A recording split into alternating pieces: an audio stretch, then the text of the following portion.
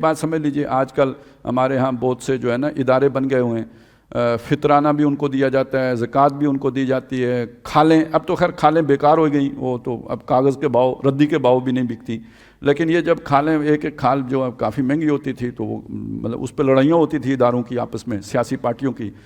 تو ایک چیز سمجھ لیجئے، بنیادی طور پر یہ غریبوں کا حق ہے۔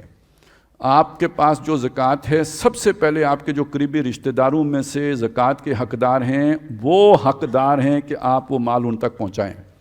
فی اموالہم حق معلوم للسائل والمحروم، لیکن یہ کون ہے؟ ذوی القربیٰ والیتامیٰ والمساکین، یہ جو قریبی رشتہ دار ہیں وہ پہلے رکھے گئے ہیں۔ تو سب سے پہلے تو قریبی رشتہ دار ہیں، اگر کوئی کمزور ہے تو پہلے اس کو دیں گے، اس کے بعد پھر آپ کے جاننے والے یتیم مسکین وہ لوگ ہیں، پھر بھی کچھ بچ رہے اس کے بعد کسی ادارے کا نمبر آئے گا، وہ دینی ادارہ ہو یا یہ کہ کوئی رفاعی ادارہ ہو یا کوئی ہاسپٹل ہو یا کوئی بھی بلا ہو، وہ سارا یہ کوئی یا وہ پنگوڑے والے بچے پالنے والا کوئی ادارہ ہو، جو بھی ادارہ ہو اس سب کے نمبر آئے گا۔ اس سب کے بعد ترتیب اگر آپ نے غلط کر دی تو یہ سارا دین الٹ پلٹ کر دیا آپ نے۔ پہلی بات تو یہ سمجھ لیں۔ دوسری بات یہ سمجھیں، بنیادی طور پر یہ غریب کا حق ہے۔ جب یہ ادارے میں جاتے ہیں تو اس پر اوور ہیڈ بھی آ جاتا ہے۔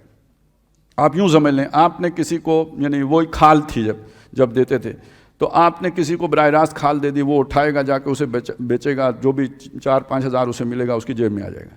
آپ نے ادارے کو کھال دی، ادارے والا وہ جو سوزوکی گاڑی لے کے گھوم رہا ہے، ساتھ اس کے 2 بندے ہیں، ساتھ مزدور ہیں، یہ جو سارا خرچہ ہوگا یہ شام کو کس مد سے نکلے گا؟ یہ کھالیں بیچ کے اسی کے اندر سے نکلے گا۔ یعنی جو کسی غریب کو مل سکتا تھا وہ اس اوور ہیڈ میں چلا گیا سارے کا سارا۔ تو یہ جو یعنی اس کا مطلب کیا ہوا؟ غریب کا جو حق تھا وہ مارا گیا، وہ کم ہو گیا۔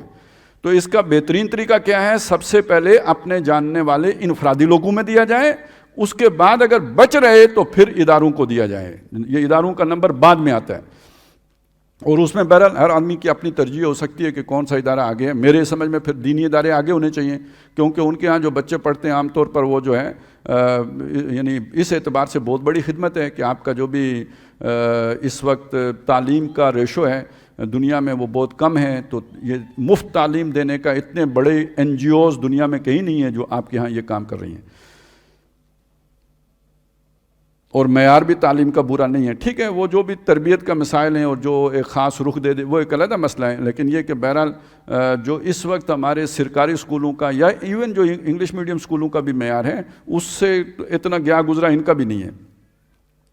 وَمِنْهُمُ الَّذِينَ يُؤْذُونَ النَّبِيَّ، اور ان میں وہ بھی ہیں، خاص طور پہ کم از کم ہماری تہذیب و تمدن کے اعتبار سے اگر آپ دیکھیں تو یہ بچے ماں باپ کے گستاخ تو نہیں ہوتے نا، یہ تربیت تو انہیں مل جاتی ہے نا، خاندان کیا ہوتا ہے، پڑوسی کیا ہوتے ہیں، ماں باپ کیا ہوتے ہیں، بہن بھائی کیا ہوتے ہیں، اولو الارحام کیا ہوتے ہیں، یہ چیزیں تو انہیں سمجھ آ جاتی ہیں نا۔